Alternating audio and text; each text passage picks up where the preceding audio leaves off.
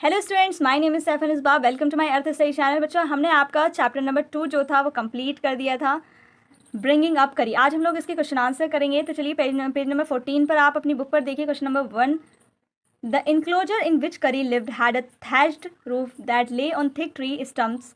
Examine the illustration of Kari's pavilion on page 8 and say why it was build that way. तो बच्चों, Pavilion क्या होती है? Pavilion जहाँ पर करी रहता था उसके घर को पेविलियन कहते हैं। और स्टम्प्स कहते हैं जो ट्री, ये ट्री होता है, अगर ये ट्री है, ये जड़ें हैं इसकी, तो इतने हिस्से को स्टम्प्स कहते हैं। मान लो अगर किसी पेड़ को हमने इतना काट दिया, ये ऊपर का हमने सारा काट दिया, और ये जो बचा, ये इसको स्टम्प्स कहते हैं। ठीक है, पेड़ ट्री स्टम्प। तो करी का जो घर था वो थैच्ड रूफ थी उसकी, और उसकी रूफ किससे बंधी हुई थी? स्टम्प से, ट्री स्टम्प से बंधी हुई थी। तो ऐसा उसका घर क्यों बना हुआ था इस तरीके से, वो हम पढ़ेंगे। The illustration of Kari's pavilion on page 8 confirms that the thatched roof rested on 4 thick tree stumps. The pavilion was built in this way so the elephant could move about freely inside the enclosure. अब देखो, जो उसकी roof थी, ऊपर छत जो थी वो बंधी हुई थी किससे? ट्री स्टम्प से, ताकि ताकि जो ये रूफ है इसकी गिरे ना। जब एलिफेंट इधर उधर मूव करे तो ये जो है वो गिरे ना नीचे की तरफ। क्वेश्चन नंबर 2 देखिए। डिड करी enjoy his morning bath in the river? Give a reason for your answer. तो क्या आपको लगता है कि जो एलिफेंट था वो सुबह में जब वो नहाने जाता था तो वो उसको एंजॉय करता था या नहीं? अपना रीज़न देना है। तो येस, करी enjoyed his morning bath in the river. तो रिवर में जो मॉर्निंग बाथ लेने वो जाता था, वो करी जो था वो बहुत इंजॉय करता था उसको। He would lie down on the sand bank. तो वो क्या करता था? जहाँ पर बहुत मिट्टी होती थी, सैंड, वहाँ पर जाके लेट जाता था। वाइल, जब तक the narrator rubbed him with the clean sand of the river for an hour. यानी 1 घंटे तक क्या करता था उसका जो कीपर होता था, वो उसको रब करता था एक क्लीन सैंड से उसको रब करता था हाफ एन आवर तक। After that he would lie in the water for a long time. फिर क्या करता था वो? जब उसको रब करता था 1 घंटे तक, उसके बाद वो पानी में जाके लेट जाता था। His skin would shine like ebony on coming out from water. जब वो पानी से बाहर आता था उसकी स्किन जो है वो बहुत चमकती थी एबोनी की तरह। And he would squeal with pleasure as the narrator rubbed water down his back. और जब वो रब करता था उसका जो कीपर था, तो वो स्क्वील, एक आवाज़ निकालता था बहुत जॉय के साथ, यानी बहुत खुश होता था वो। Question number 3, finding good twigs for Kari took a long time why.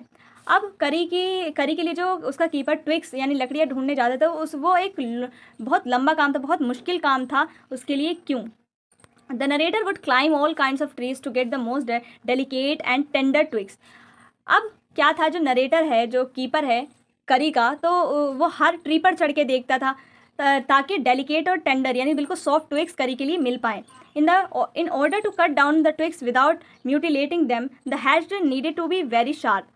अब अच्छे से काटने के लिए जो भी ट्विक्स हैं उनको काटने के लिए शार्प एक हैच, मतलब चाकू चाहिए होता था, ताकि वो गलत सलत ना कटें। And it would take half an hour to sharpen the hatchet. और उस हैचेट को शार्प करने के लिए हाफ एन आवर लग जाता था, बहुत टाइम लग जाता था।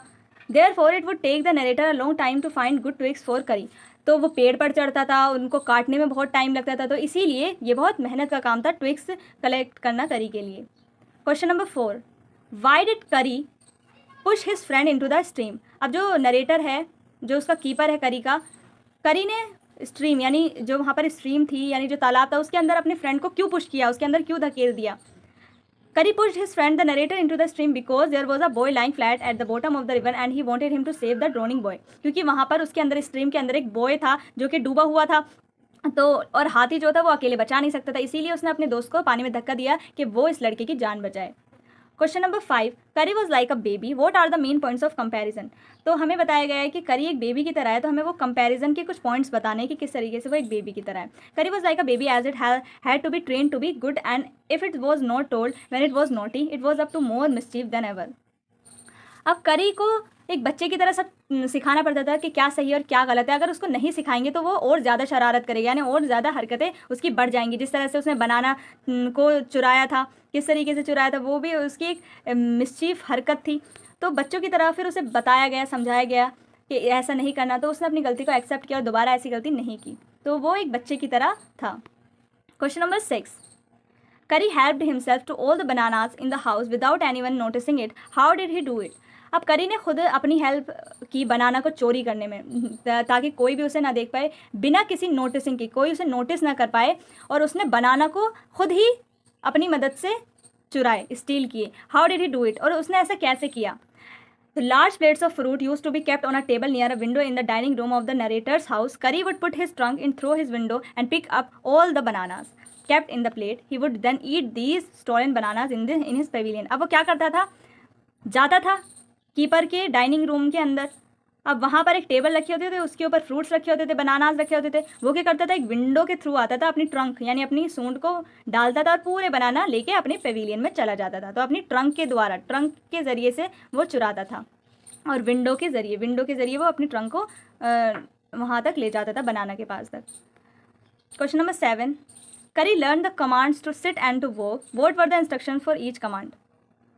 अब करी ने जो भी उसको कमांड दिए जाते थे बैठने के, वॉक करने के, वो उसने सीखे. और उनको क्या कहा जाता है? To make Kari sit down the narrators would say धत and pull him by the ear. To make him walk the narrators would say माली and pull his trunk forward. अब उसको बैठाने के लिए क्या कहा जाता था? धत. और उसके कान को खींचा जाता था नीचे की तरफ, तो वो बैठ जाता था. एंड माली, जब वो माली कहता था तो माली कहकर और उसकी ट्रंक को आगे की तरफ खींचता था, तो वो चल पड़ता था. तो ये कमांड थी. Question number 8. What is the master call? Why is it the most important signal for an elephant to learn? अब मास्टर कॉल क्या है, और ये एलिफेंट को सीखने के लिए सबसे इम्पोर्टेंट सिग्नल क्यों है, मोस्ट इम्पॉर्टेंट सिग्नल क्यों है? क्योंकि बच्चों, हमने पढ़ा था कि मास्टर कॉल एक ऐसी आवाज़ है, एक हिसिंग और हाउलिंग साउंड है, जो कि एलिफेंट के कान में दी जाती है जब वो, मान लो अगर हम हाथी के साथ गए, अपनी सेफ्टी के लिए ये आवाज़ दी जाती है कि मान लो अगर हम किसी जंगल में हैं और हाथी हमारे साथ है और वहाँ बहुत सारे ख़तरनाक जानवर हैं, तो हम क्या करते हैं? एलिफेंट के कान में जाके ये आवाज़ करते हैं. हिसिंग एंड हाउलिंग साउंड होती है ये, स्ट्रेंज साउंड. तो इसको कान में देते ही एलिफेंट क्या करता है? जो भी उसके सामने ट्री होते हैं वो उसको उखाड़ के फेंकने लगता है. जो भी उसके सामने पेड़ होते हैं वो सब फेंकने लगता है अपनी ट्रंक के ज़रिए. और फिर वहाँ पर जितने भी एनिमल होते हैं वो सारे भाग जाते हैं. फिर हमारे लिए रास्ता साफ़ हो जाता है जाने के लिए. तो इससे हमारी हेल्प होती है एक तरह से. The master call is a strange hissing, howling sound as if a snake and a tiger were fighting each other. ऐसा लगता है जैसे स्नेक और टाइगर एक दूसरे के साथ फाइट करें, इस तरह की आवाज़ होती है, hissing and howling sound. And this kind of noise has to be made in an elephant's ear. Elephant के कानों में दी जाती है. It is the most important signal for an elephant to learn because if one is lost in the jungle, कोई भी अगर जंगल में खो जाता है and there is no way, और कोई रास्ता दिखाई नहीं देता, the only thing to do then is to give the master call. तो उसके पास सिर्फ एक ही चीज़ होती है करने के लिए, master call. At once the elephant pulls down the trees in front of it. जब उसको दी जाती है ये साउंड कान में, तो वो क्या करता है? अपने जो भी सामने ट्री होता है उसको उखाड़ के फेंक देता है, वन बाय वन, एक एक करके, विद इट्स ट्रंक, अपनी ट्रंक के ज़रिए. दिस अचीव्स 2 पर्पजेस, और 2 पर्पज़ होते हैं इसके. First, it frightens all the animals away. पहला क्या होता है? सारे जानवर दूर भाग जाते हैं इस जब वो ऐसा करता है elephant. And second, a road is form that leads straight to one's house. और घर पहुँचने के लिए रोड बिल्कुल खाली हो जाता है, मतलब रास्ता बिल्कुल साफ. तो बच्चों, आपके यहाँ पर क्वेश्चन आंसर जो है वो कंप्लीट होते हैं. तो चलिए मिलते हैं नेक्स्ट वीडियो में. तब तक के लिए बाय एंड टेक केयर.